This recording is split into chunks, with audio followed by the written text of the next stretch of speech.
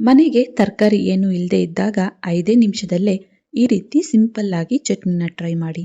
Hi hello ಎಲ್ಲರಿಗೂ ನಮಸ್ಕಾರ. ಜ್ಯೋತಿ ಪಾಕಶಾಲೆಗೆ ತಮ್ಮೆಲ್ಲರಿಗೂ ಸ್ವಾಗತ.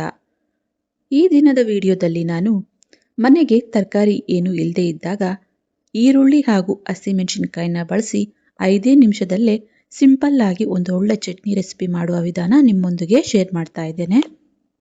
ದಿಢೀರಾಗಿ 5 ನಿಮಿಷದಲ್ಲಿ ಈ ಚಟ್ನಿನ ಮಾಡಿರು ದೋಸೆ, ಇಡ್ಲಿ, ಚಪಾತಿ ಅಥವಾ ಬಿಸಿ ಅನ್ನದ ಜೊತೆಗೆ ಈ ಚಟ್ನಿ ಅಂತೂ ತುಂಬಾನೇ ರುಚಿಯಾಗಿರುತ್ತೆ. ಬನ್ನಿ ಈ ಸಿಂಪಲ್ ಆಗಿರುವಂತಹ ರುಚಿಕರವಾಗಿರುವಂತಹ ಈ ಚಟ್ನಿ ರೆಸಿಪಿನ ಯಾವ ರೀತಿ ಮಾಡೋದು ಅಂತ ನೋಡೋಣ. ಅದಕ್ಕಿಂತ ಮುಂಚೆ ಹೊಸದಾಗಿ ನಮ್ಮ ಕುಕಿಂಗ್ ವಿಡಿಯೋಸ್ನ ನೋಡ್ತಿದ್ದಲ್ಲಿ ಪ್ಲೀಸ್ ಸಬ್ಸ್ಕ್ರೈಬ್ ಮಾಡ್ಕೊಳ್ಳಿ. ಈ ರೆಸಿಪಿ ಇಷ್ಟ ಆದಲ್ಲಿ ಒಂದು ಲೈಕ್ ಮಾಡಿ. ದಿಢೀರಾಗಿ ಮಾಡುವಂಥ ಈ ಚಟ್ನಿನ ಯಾವ ರೀತಿ ಮಾಡೋದು ಅಂತ ನೋಡೋಣ ಬನ್ನಿ. ನಾನಿಲ್ಲಿ ಈ ಚಟ್ನಿಗೆ ಅಂತ ಮೀಡಿಯಂ ಗಾತ್ರದ 2 ಈರುಳ್ಳಿ ಹಾಗೆಯೇ ಒಂದು 5 ರಿಂದ 6 ಆಗುವಷ್ಟು ಹಸಿಮೆಣಸಿನಕಾಯಿನ ತೆಗೆದುಕೊಂಡಿದ್ದೇನೆ. ಈರುಳ್ಳಿನ ಈ ರೀತಿ ದಪ್ಪ ಗಾತ್ರದಲ್ಲಿ ಕಟ್ ಮಾಡಿ ಇದನ್ನ ಒಂದು ಚಿಕ್ಕ ಮಿಕ್ಸಿ ಜಾರಿಗೆ ಸೇರಿಸ್ತಾ ಇದ್ದೇನೆ.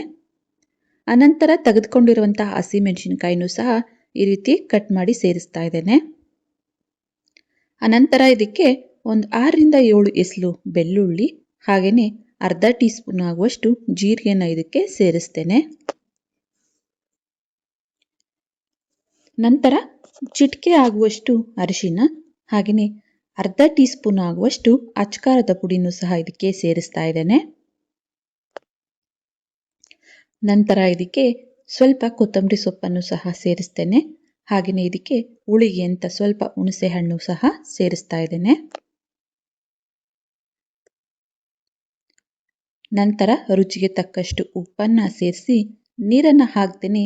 ಹಾಗೆಯೇ ಇದನ್ನ ತರಿತರಿಯಾಗಿ ರುಬ್ಕೊಳ್ಬೇಕಾಗುತ್ತೆ. ಜಾಸ್ತಿ ನುಣ್ಣಗೆ ರುಬ್ಬದೇನೆ ಈ ಚಟ್ನಿನ ಸ್ವಲ್ಪ ತರಿತರಿ ಇರೋ ರೀತಿನೇ ರುಬ್ಕೊಳ್ಬೇಕು.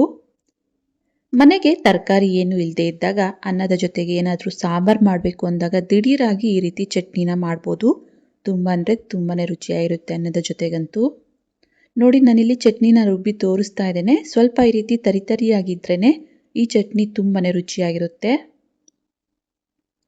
ಈಗ ಚಟ್ನಿ ರೆಡಿ ಆಯಿತು. ಚಟ್ನಿ ಒಗ್ಗರಣೆಗೆ ಅಂತ ಮತ್ತೆ ಒಂದು ಬಾಣಲೆನ ಗ್ಯಾಸ್ ಮೇಲೆ ಇಟ್ಟು ಗ್ಯಾಸನ್ನು ಹಚ್ತೇನೆ.